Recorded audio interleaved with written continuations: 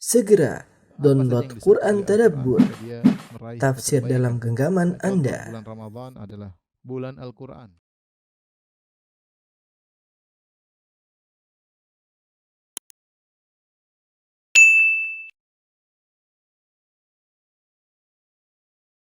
Bismillahirrahmanirrahim. Assalamualaikum warahmatullahi wabarakatuh. Alhamdulillahi ala ihsani wa syukru lahu ala taufiqihi wa amtinani wa asyhadu an la ilaha illallah wahdahu la syarika lahu ta'ziman li sya'ni wa asyhadu anna Muhammadan abduhu wa rasuluhu da'ila ridwani. Allahumma salli alaihi wa ala alihi wa ashabihi wa ikhwani. Hadirin dan hadirat dirahmati oleh Allah Subhanahu wa taala. Pada kesempatan yang bahagia ini kita akan membahas suatu ibadah hati yang sangat bermanfaat bagi kita dalam kehidupan kita sehari-hari. Ibadah hati tersebut adalah ibadah berhusnudzan kepada Allah Subhanahu wa taala, berbaik sangka kepada Allah Subhanahu wa taala.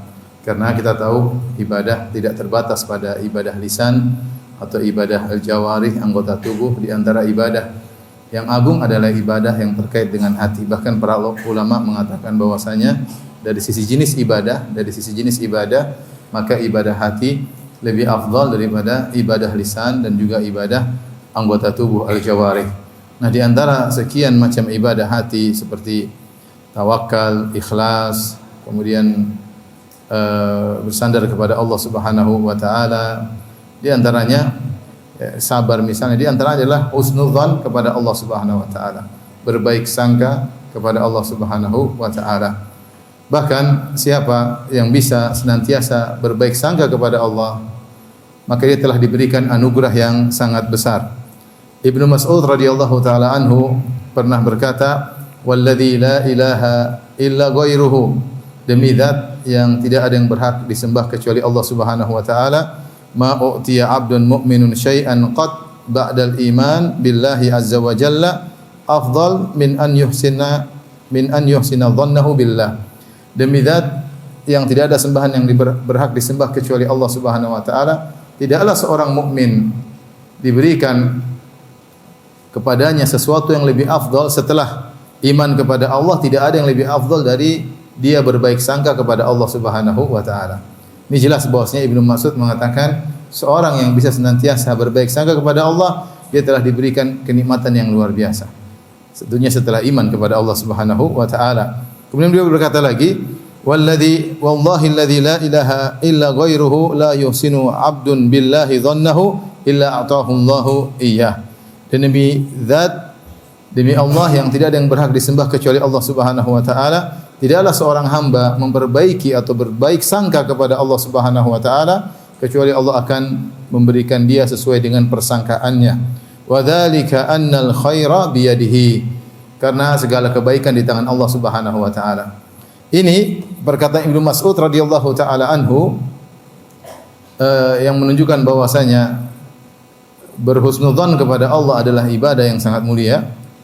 Didukung atau dikuatkan dengan hadis Nabi sallallahu alaihi wasallam dalam suatu hadis qudsi di mana Allah Subhanahu wa taala berfirman, "Ana inda dhanni 'abdi bi." Sungguhnya aku berdasarkan persangkaan hambaku kepadaku. Falyadhun nabi 'abdi ma syaa. Maka hendaknya hambaku berprasangka kepadaku dengan apa yang dia kehendaki. In dhanna khairan falahu. Kalau dia berbaik sangka kepadaku, maka baginya kebaikan. Wa in dhanna syarran falahu. Kalau dia berburuk sangka kepadaku, maka bagi dia keburukan. Maka seorang jangan berburuk sangka kepada Allah, tapi hendaknya dia berbaik sangka kepada Allah Subhanahu wa taala. Allah mencela orang-orang musyrikin yang berburuk sangka kepada Allah. Ya. Demikian juga orang-orang munafikin yang berburuk sangka kepada Allah Subhanahu wa taala. Di antaranya Allah berfirman, wa yu'adzibal munafiqina wal munafiqati wal musyrikina wal musyrikati dhannina billahi dhannas saw. Dan Allah ingin mengazab orang-orang munafikin, lelaki munafikin maupun wanita-wanita munafik, demikian juga lelaki-lelaki musyrik dan wanita-wanita musyrikah yang berburuk sangka kepada Allah Subhanahu wa taala. Jadi mereka berburuk sangka kepada Allah Subhanahu wa taala. Bentuk buruk sangka mereka kepada Allah sangat banyak, ya. Ibnu Qayyim rahimahullah menjelaskan dengan terperinci, namun ini bukan saatnya kita menjelaskan hal tersebut. Tapi mereka berburuk sangka kepada Allah Subhanahu wa taala, ya. wa yadhunnuna billahi ghairal haqqi dhannal jahiliyah. Demikian orang munafik Allah sebutkan yadhunnuna billahi ghairal haqqi dhannal jahiliyah. Mereka berprasangka kepada Allah dengan persangkaan yang tidak benar sebagaimana persangkaan orang-orang jahiliyah. Jadi kita tidak boleh berprasangka buruk kepada Allah Subhanahu wa taala. Apapun kondisi yang terjadi, tetap kita berbaik sangka kepada Allah Subhanahu wa taala. Nah, pada kesempatan kali ini kita ingin menanamkan hal ini kepada diri kita masing-masing. Karena tidak mungkin kita berbaik sangka kepada Allah kecuali kita mengenal siapa Rabb kita. Kita mengenal siapa Rabb kita, bagaimana sifat-sifatnya, agar kita berbaik sangka kepada Allah Subhanahu wa taala. Baik, di antara dalil-dalil yang menjadikan hendaknya kita berbaik sangka kepada Allah Subhanahu wa taala, di antaranya Allah memiliki sifat kasih sayang yang Allah tuangkan dalam namanya Ar-Rahman dan Ar-Rahim. Ar-Rahman dan Ar-Rahim, ya. Nama Ar-Rahman disebutkan dalam Al-Qur'an banyak, mungkin 50 lebih. Ar-Rahim lebih lagi, 100 lebih Ar-Rahim. Allah sering mengulang-ulang nama ini Ar-Rahman, Ar-Rahim, Ar-Rahim. Ar-Rahman, Ar-Rahim, ya, banyak. Untuk menekankan kepada kita bahwasanya dialah yang Maha Pengasih lagi Maha Penyayang. Bahkan setiap surat kita baca, kita selalu buka dengan Bismillahirrahmanirrahim.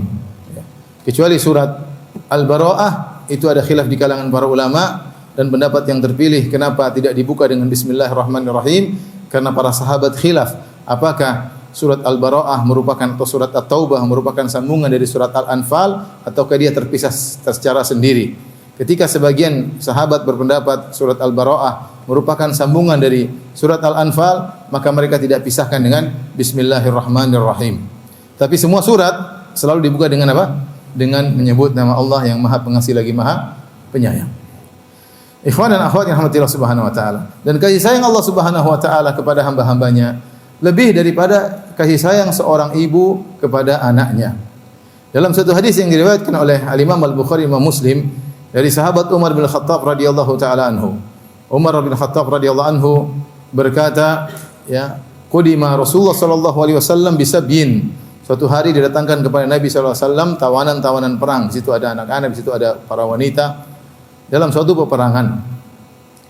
Fa idza imra'atun minas sabyi tas'a. Tiba-tiba di antara tawanan-tawanan tersebut ada seorang wanita ibu-ibu yang berusaha, dia sedang ke sana kemari mencari anaknya yang hilang.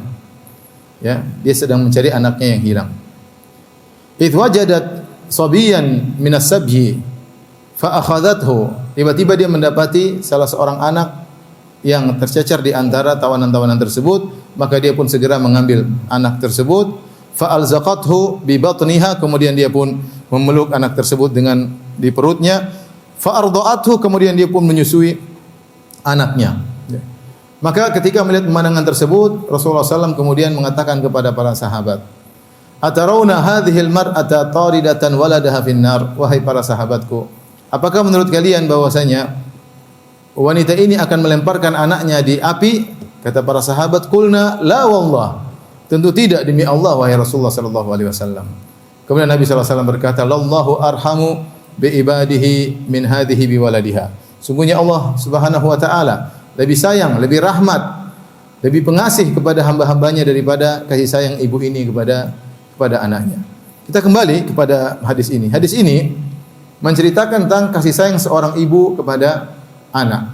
Dan tidak ada kasih sayang terbaik di alam semesta ini seperti kasih sayang seorang ibu kepada anak. Ada kasih sayang antara kakak terhadap adik, adik terhadap kakak, ayah terhadap istri, ayah terhadap ibu, ya, suami terhadap istri, ya, anak terhadap ayah, anak terhadap ibu. Namun tidak ada yang melebihi kasih sayang seorang ibu terhadap apa? Anaknya. Bagaimana dia tidak mengasihi anaknya sementara anaknya tersebut pernah dalam perutnya selama 9 bulan. Ya. Yang suka dukanya bersama anaknya tersebut. Maka dia sangat sayang kepada anaknya. Wanita ini tentu sangat sayang kepada anaknya. Tentu sangat sayang kepada anaknya. Dalam sebagian riwayat bahkan dia sambil mencari anaknya, dia merasa kesakitan karena air susunya berlebihan. Maka setiap dia mendapati seorang anak, maka dia susui sambil memeluknya.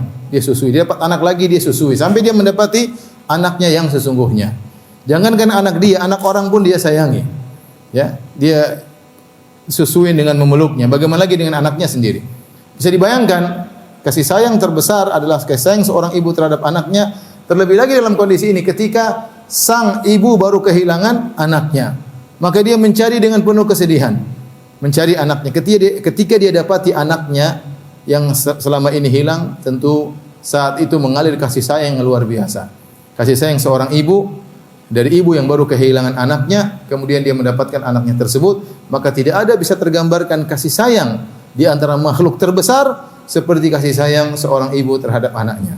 Ketika Rasulullah SAW melihat pemandangan seperti ini, Rasulullah SAW ingin memberi pelajaran kepada para sahabat dengan kaidah walillahil mathalul a'la, bagi Allah perumpamaan yang lebih dahsyat, lebih tinggi.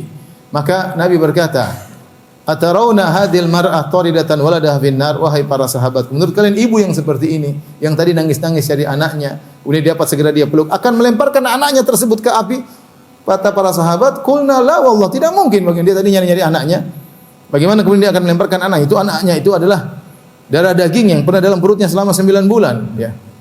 Maka karena para sahabat tahu ini kasih sayang terbesar seorang ibu terhadap anak, maka Nabi SAW berkata, "Lallahu arhamu bi ibadihi min hadi bi waladi." Allah lebih sayang kepada hamba-hambanya daripada seorang ibu terhadap anaknya. Ini harus kita yakini.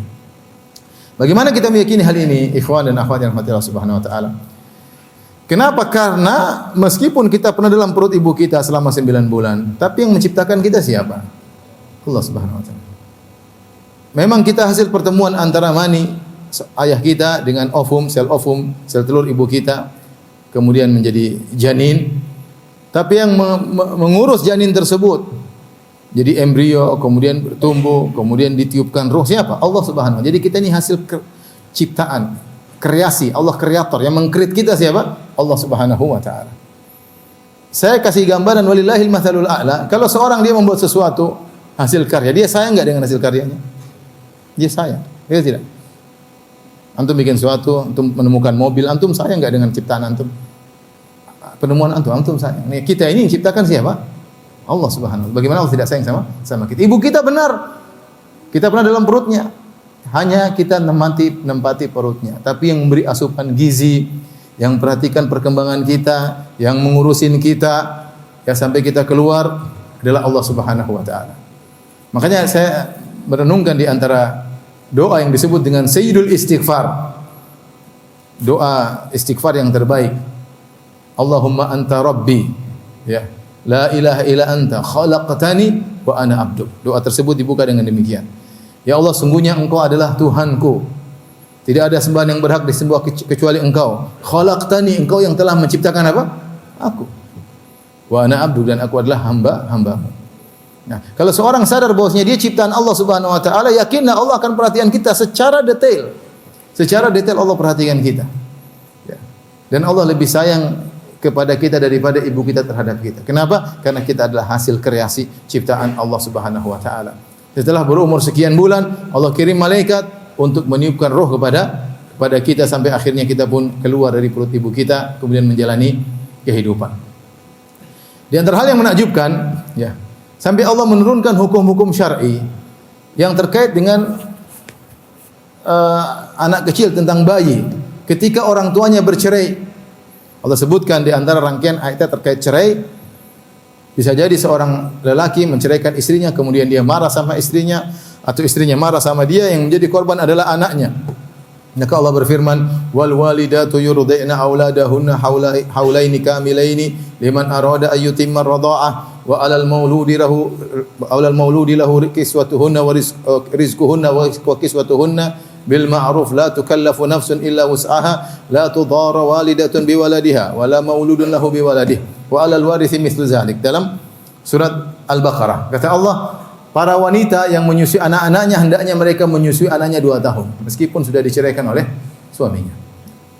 Kemudian Allah sebutkan wajib bagi bapaknya untuk beri nafkah kepada istrinya, ibu dari anaknya meskipun sudah dicerai. Wajib dikasih nafkah, wajib dikasih baju karena ibunya yang ngurus apa?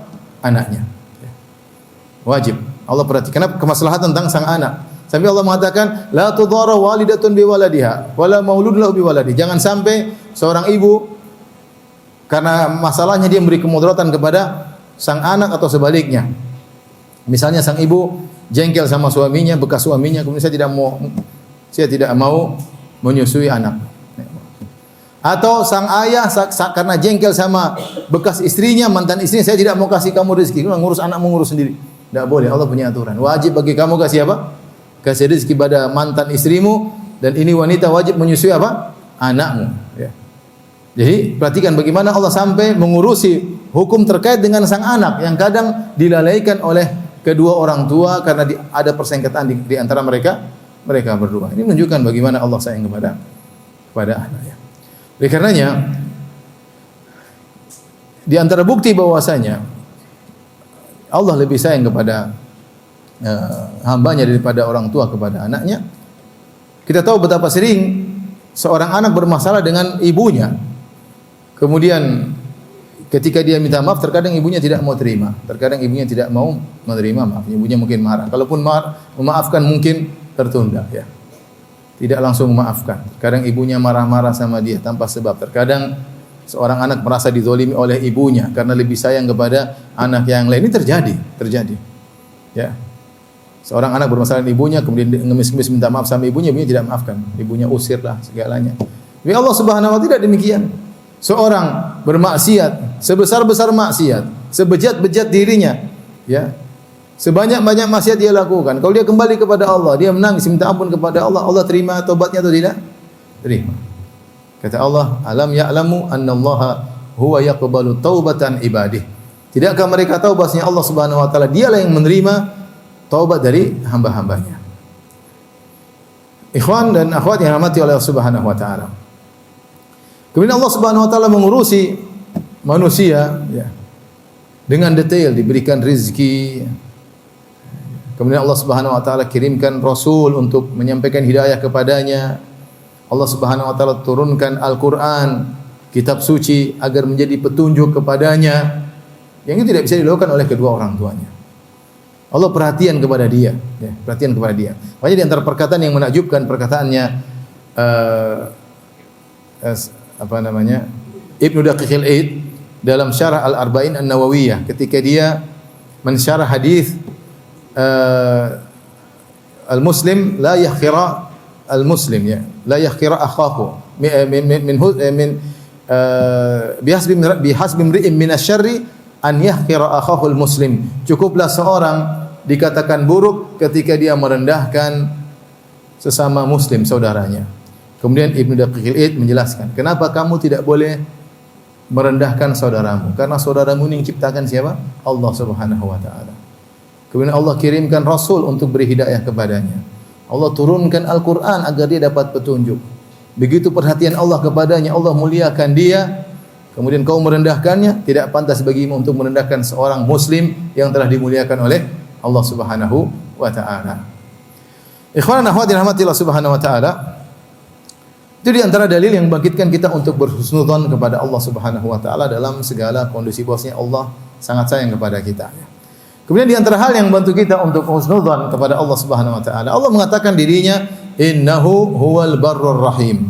Dialah Allah Subhanahu wa taala yang maha baik dan maha penyayang. Allah gandengkan sifat Ar-Rahim atau nama Ar-Rahim dengan nama Al-Barr. Al-Barr artinya Allah maha baik. Kebaikan Allah melebihi segalanya. Tidak ada yang baik seperti Allah Subhanahu wa taala.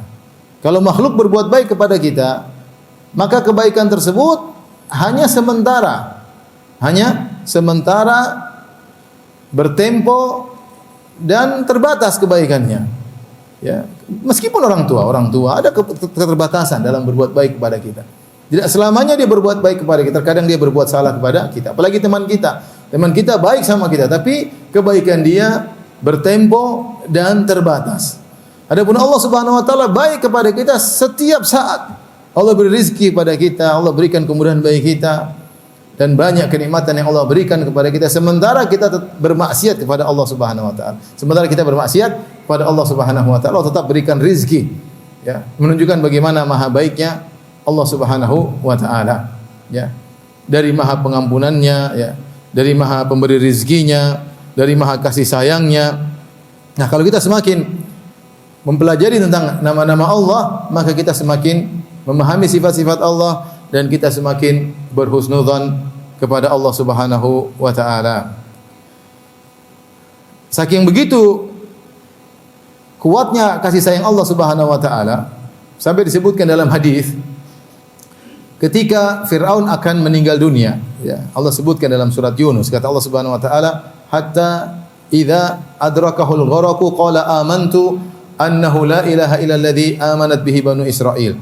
Ketika Firaun akan tenggelam, setelah hilang segala kesombongannya, hilang segala keangkuhannya, dan dia akan tenggelam, dia melihat ombak yang akan menutupinya. Tiba-tiba dia berkata, amantu annahu la ilaha illa alladhi amanat bihi banu Israil. Dia bersyahadah.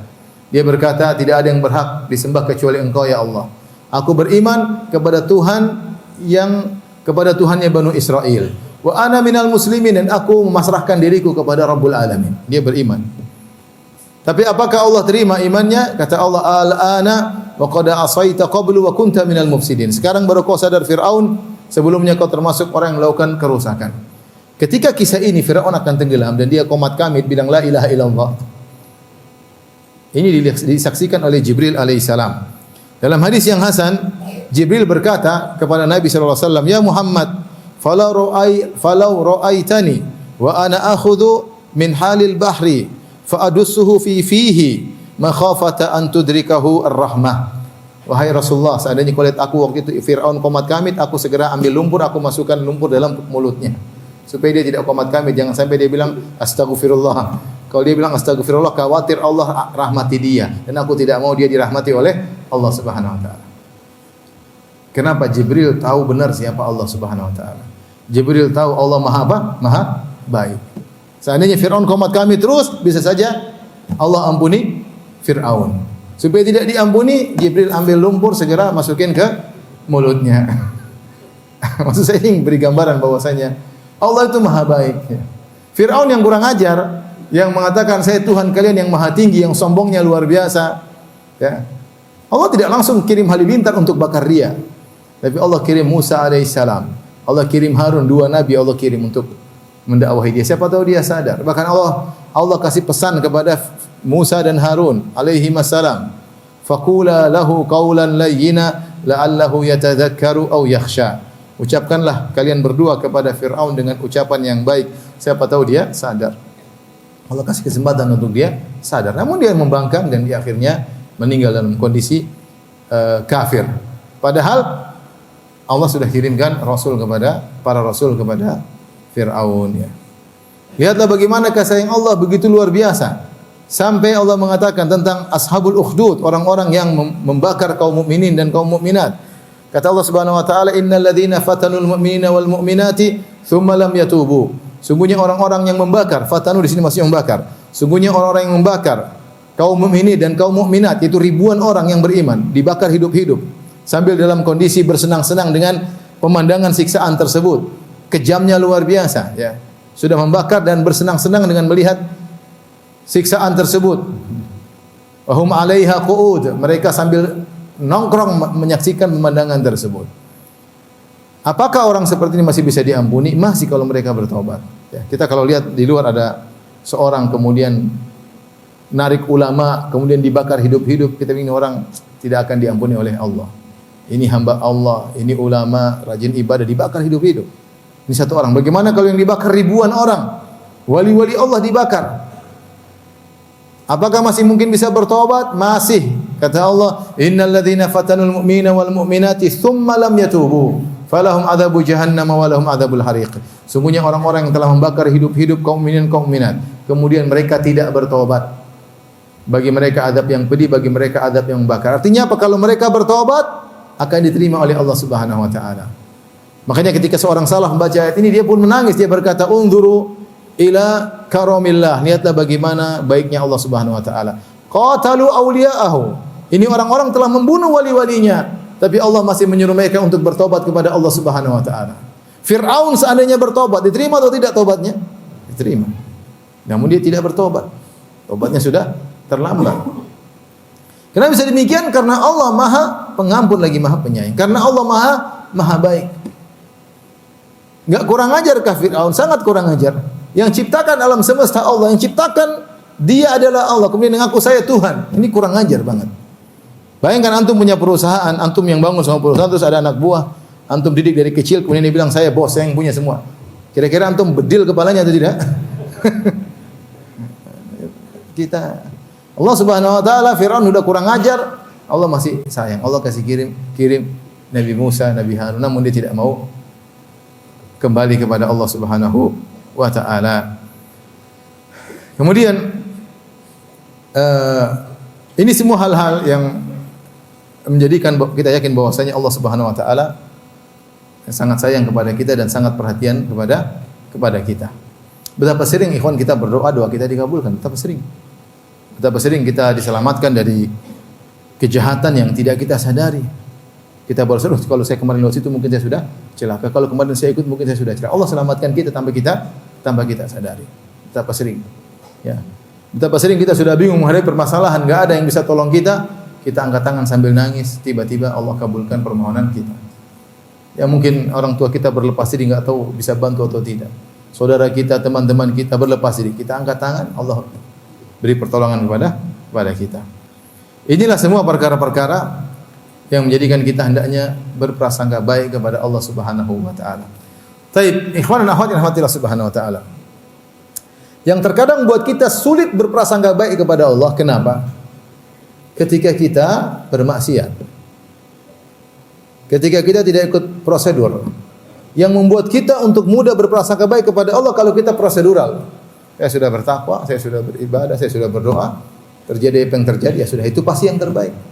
Karena saya sudah ikut apa? Prosedur. Ya, ikut prosedur.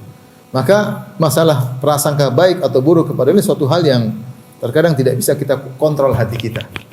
Maka kalau ingin agar kita senantiasa berprasangka baik kepada Allah, hendaknya kita selalu dekat kepada Allah Subhanahu wa taala. Kita berkhalwat bersama Allah Subhanahu wa taala.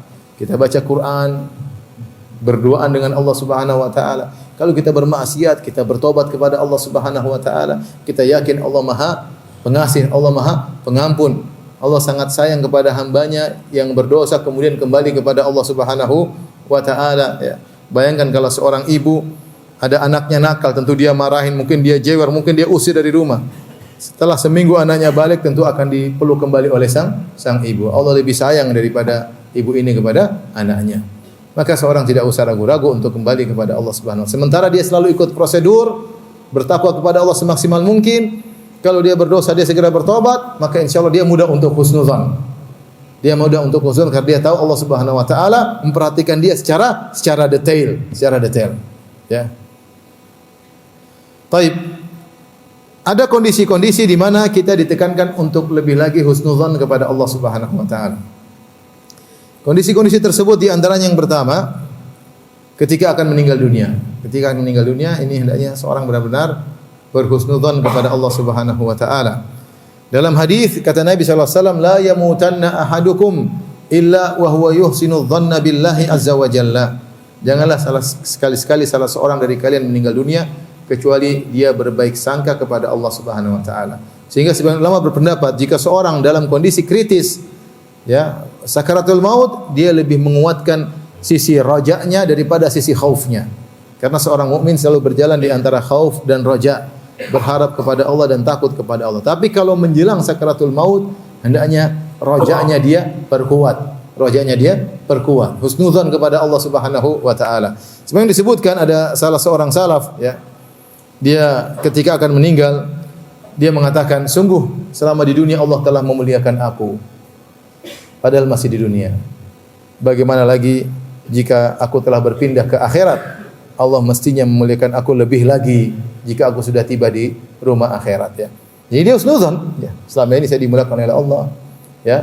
Maka dia husnuzan bahwasanya di akhirat pun Allah akan memuliakan apa? Memuliakan dia. Ini perlu dikuatkan ketika akan meninggal dunia, ya.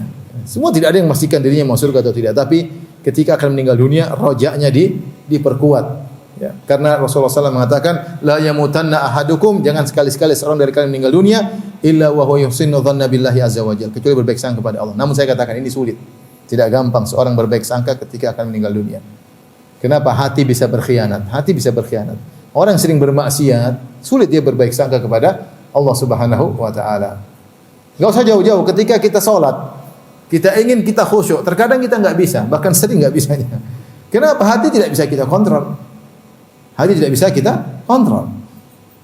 Nah, ketika menjelang kita meninggal dunia, kalau kita tidak biasa dekat dengan Allah Subhanahu wa taala, maka sulit seorang untuk mengontrol hatinya untuk berbaik sangka. Maka akan berkecamuk dalam benaknya perkara-perkara yang mungkin bisa jadi membuat dia berburuk sangka kepada Allah Subhanahu wa taala, wal iyadzu billah. Rasulullah SAW ingatkan, jangan sekali-sekali seorang ketika akan meninggal dunia dia berburuk sangka kepada Allah Subhanahu wa taala. Baik.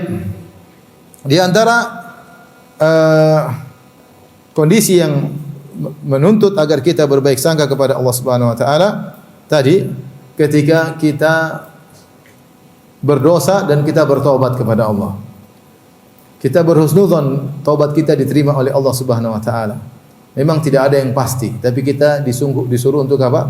Berhusnudzon. Allah yang berkata, "Alam ya'lamu annallaha huwa yaqbalu taubatan ibadih." Tidakkah mereka tahu bahwasanya dialah Allah yang menerima taubat dari hambanya, ya. Dalam satu hadis Rasulullah SAW bersabda, Allah berfirman, Nabi SAW bersabda, "Aznaba abdun dzamban, faqala Allah maghfirli dzambi." Ada seorang hamba melakukan dosa. Kemudian dia berkata, "Ya Allah, ampunilah dosaku." Faqala tabaraka wa ta'ala, maka Allah berkata, ya, alima abdi anna lahu rabban yaghfiru dzam wa ya'khudhu bidzam. Ghafartu lahu, maka Allah berkata, sungguhnya hambaku tahu dia punya Tuhan yang mengampuni dosa dan bisa juga menyiksa karena dosa. Karena dia minta ampun, ghafartu lahu, maka aku ampuni dosa-dosanya. Artinya hamba ini husnudzon, bukankah ketika kita bertobat kita husnudzon kepada Allah? Kalau kita yakin Allah tidak terima taubat kita, kita enggak bakalan minta ampun kepada Allah. Ketika kita memberanikan diri untuk minta ampun kepada Allah, maka ya, kita yakin Allah Maha Pengampun. Seperti kata Imam Syafi'i rahimahullah ketika akan meninggal dunia. Dia berkata, "Aku melihat dosaku banyak, tapi ketika aku bandingkan dengan ampunanmu ya Allah, aku tahu ampunanmu lebih besar daripada dosa-dosaku." Husnudzon kepada Allah Subhanahu wa taala, ya. Kemudian kata Nabi sallallahu alaihi wasallam, "Tsumma makatha masyaallah." Kemudian hamba ini beberapa lama tidak bermaksiat. "Tsumma aznaba dzamban akhar." Kemudian dia berdosa lagi. Ketika dia berdosa lagi, dia berkata, "Allah maghfirli dzambi." Ya Allah, ampunilah dosaku. Allah komentar lagi. Kata Allah, "Alima abdi anna lahu rabban ya'khudhu bidzam wa yaghfiru dzam." Sungguhnya hambaku ini tahu dia punya Tuhan yang bisa menyiksa karena dosa dan mengampuni dosa. Ghafartu lahu, aku ampuni dia. Dia bertobat, diterima tobatnya. Summa makatha masyaallah, kemudian berapa lama dia tidak maksiat lagi. Kemudian dia berdosa lagi. Itu seperti siapa? Seperti kita-kita. Udah tobat maksiat lagi, tobat maksiat lagi. Orang bilang tobat sambal, ya. Tapi dia benar-benar bertobat. Summa makatha masyaallah, kemudian dia waktu yang lama dia tidak bermaksiat. Summa aznaba dzamban akhar, kemudian bermaksiat lagi. Dan dia berkata lagi, "Rabbi ghfirli dzambi." Ya Allah, ampunilah dosaku. Maka Allah mengatakan, "Falyamal abdi ma syaa." Ya. Ghafartu lahu, aku ampuni dia. Silakan dia melakukan apa yang dia kehendaki. Artinya selama seorang hamba berdosa kemudian bertobat, berdosa kemudian bertobat, Allah senantiasa akan mengampuni apa? Dosa-dosanya. Kenapa? Karena Allah adalah Ghafur dan Ghaffar. Ghafur dan Ghaffar. Ghaffar maksudnya Allah Subhanahu wa taala akan mengampuni dosa meskipun berulang-ulang. Karena wazan fa'al menunjukkan kathrah, menunjukkan kuantitas. Allah orang melakukan dosa sebanyak minta ampun berulang-ulang, Allah akan ampuni karena dia adalah Ghaffar. Dan Allah Al-Ghafur, wazan fa'ul menunjukkan kualitas. Maksudnya seorang melakukan dosa sebesar apapun, kalau dia minta ampun Allah akan apa? Ampuni. Karena dia Ghaffar dan dia adalah Ghafur. Jadi seorang ketika melakukan dosa, jangan dia tunda-tunda minta ampun. Meskipun iblis datang buat dia menunda taubatnya, jangan dia mendengar iblis. Dia segera bertobat. Tuhanku lebih baik daripada ibuku kepada. Tuhanku Maha Pengampun. Ya, Tuhanku Maha Pengampun. Segera dia bertobat kepada Allah. Jangan sampai dia meninggal dalam kondisi belum bertobat kepada Allah Subhanahu wa taala. Kemudian di antara kondisi yang mengharuskan kita untuk husnudzan kepada Allah Subhanahu wa taala yaitu ketika kita berdoa kepada Allah Subhanahu wa taala. Nabi sallallahu alaihi wasallam bersabda, "Ud'ullaha wa antum muqinuna bil ijabah." Wa'lamu anna Allah la yastajibu du'aan min qalbin ghafilin lahin. Berdoalah kepada Allah dalam kondisi kalian yakin akan dikabulkan. Butuh husnudzan. Apa susahnya bagi Allah mengabulkan permintaan kita? Allah tinggal bilang apa? Kun fayakun. Kita minta kepada Allah dan Allah asetnya tidak terbatas. Kalau kita minta sama orang, kita tahu orang itu meskipun dia kaya raya, aset dia terbatas. Dia masih perhitungan. Ya. Tapi Allah Subhanahu wa taala apa susahnya Allah kabulkan permintaan kita kepada Allah. Ya. Namun sebagaimana kita ketahui, pengkabulan dalam hadis disebutkan Allah mengkabulkan doa seorang hamba dengan 3 model. Model pertama Allah kabulkan di dunia, cepat atau lambat Allah kabulkan. Model kedua Allah tunda pengkabulannya di mana? Di akhirat. Model ketiga ya Allah, yaitu Allah palingkan dari dia keburukan yang setimpal dengan apa yang dia minta.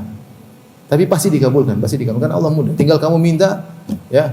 Makanya Umar bin Khattab mengatakan, inilah ahmilu hammal ijabah, walakin ahmilu hammad doa. Aku tidak peduli, aku tidak mikirin tentang dikabul atau tidak, tapi aku memikirkan kapan aku berdoa. Karena kapan aku berdoa pasti dikabulkan oleh Allah Subhanahu wa taala. Hanyalah pengkabulannya terserah Allah Subhanahu wa taala yang lebih tahu tentang kemaslahatan kita. Bisa jadi Allah kabulkan di dunia cepat atau lambat. Dan betapa sering kita berdoa setahun 2 tahun Allah tidak kabulkan. Allah tak kabulkan tahun ketiga. Ketika itu pas, oh Allah baru kabulkan sekarang. Seandainya Allah kabulkan setahun lalu mungkin tidak pas untuk menjalaninya. Atau Allah kabulkan di akhirat. Allah kabulkan di dunia, Allah akan berikan ganjaran lebih afdal di mana? Di akhirat. Atau Allah palingkan keburukan setimpal dengan doa yang kita minta. Misalnya seorang berdoa, ya Allah saya minta duit 100 juta misalnya. Allah tidak kabulkan. Dia minta lagi, ya Allah 100 juta, Allah tidak kabulkan. Tapi Allah selamatkan dia dari kerugian 100 juta dalam perdagangannya misalnya, tanpa dia sadari.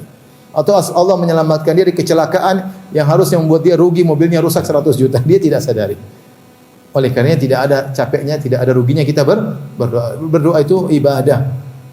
Dan kita berdoa husnudzon. Tidak ada susahnya bagi Allah. Jangan kita bilang, saya doa siapa tahu dikabulkan. Siapa tahu. Jangan coba-coba Allah ya. Kalau sama orang kita coba-coba. Siapa tahu dia lagi baik hati. Ini orang memang susah kalau orang kan asetnya terbatas. Kalau Allah tidak terbatas, tinggal kun fayakun. Jadi ketika doa langsung connect sama Allah, yakin Allah Maha mendengar, angkat tangan menangis, yakin Allah mengabulkan. Jangan coba-coba ketika berdoa kepada Allah Subhanahu wa taala. Di antara kondisi yang mengharuskan kita untuk berhusnuzan kepada Allah Subhanahu wa taala ketika kita terkena musibah atau perkara yang tidak kita sukai. Kita berkata, qaddarallahu ma syafa'al. Qaddarallahu ma syafa'al. Kita berkata, alhamdulillahi ala kulli hal. Bayangkan kita muji Allah dalam kondisi yang tidak kita sukai. Kenapa kita disyariatkan untuk mengatakan alhamdulillah ala kulli hal? Segala puji bagi Allah dalam segala kondisi agar kita yakin bahwasanya di balik ini ada hikmah yang tidak kita ketahui. Makanya kita memuji Allah. Tidaklah kita memuji Allah kecuali ada kebaikan yang dilakukan oleh Allah. Ada hikmah yang tidak kita sadari. Yang tidak kita sadari. Ya. Allah Subhanahu wa taala lebih mengerti tentang maslahat diri kita. Allah yang lebih mengerti. Ya. Jadi kalau ada jomblo, kemudian dia melamar seorang akhwat, dia sangat cinta, ternyata ditolak, bilang alhamdulillah ala kulli hal. Ternyata dia mendapat cewek yang kurang begitu cantik, dia bilang alhamdulillah ala kulli hal. Mungkin kalau dia dapat cewek yang cantik, mungkin dia lupa ibadah. Tiap hari tidur sama cewek tersebut. Kalau dia dapat cewek yang pas-pasan, ya mungkin dia tidur, dia bangun malam. Allah lebih tahu. Ya, husnuzon aja. Husnuzon. Maksudnya gampang itu. Apa susahnya bagi Allah? Ini Allah tahu yang terbaik bagi apa? Bagi kita. Kita minta kaya, Allah tidak kasih kaya. Kenapa? Kalau kaya mungkin kita lupa ibadah. Apa orang munafik berkata, "Wa minhum man ahadallah la in atana min fadlina saddaqanna." Di antara mereka yang berjanji, kalau Allah berikan kami rezeki, kami akan bersedekah. Tatkala Allah berikan rezeki, mereka malah tidak bersedekah. Lupa dengan janjinya kepada Allah Subhanahu wa taala. Di antara kita ada yang punya hutang. Dia berdoa, "Ya Allah, lunaskan hutangku." Tidak dilunas-lunasi. Terus bertahun-tahun tidak lunas-lunas. Kenapa? Kalau Allah lunasi mungkin dia tidak sholat malam lagi. Allah ingin dia menangis di setiap malam. Ya. Mungkin ada seorang istri punya masalah dengan suaminya. Masalahnya tidak hilang-hilang. Bertahun-tahun tidak pernah hilang masalahnya. Kenapa? Agar dia selalu bangun malam menangis. Dia tahu tidak ada yang bisa menolongnya kecuali siapa? Allah. Ya, yakin Allah yang lebih tahu. Yang lebih tahu apa yang lebih maslahat bagi apa? Bagi kita. Ibnu Qayyim menyebutkan suatu pernyataan, dia mengatakan, kalau manusia selalu selamat, selalu sehat, selalu berhasil, dia pasti sombong. Dia pasti terkena penyakit Firaun yang sombong dan angkuh. Kenapa? Dia selalu berhasil. Kita aja kalau nggak pernah rugi, saya dong kalau jualan nggak pernah rugi. Sombong atau tidak? Sombong. Tapi Allah kasih kalah sesekali, Allah kasih rugi sesekali, Allah kasih jatuh sesekali, Allah kasih sakit sesekali agar dia tidak terkena penyakit tersebut tanpa dia sadari. Seandainya semua permintaannya dikabulkan, dia akan sombong dan angkuh, terkadang terkena penyakit apa? Ujub. Allah yang lebih tahu tentang kebaikan seorang hamba. Maka seorang tatkala terkena musibah dia bilang apa? Alhamdulillah ala kulli hal. Kalau ditolak bilang apa? Alhamdulillah ala kulli hal. Minta izin untuk poligami tidak diizinkan, bilang alhamdulillah ala kulli hal. Bercanda ya. Baik.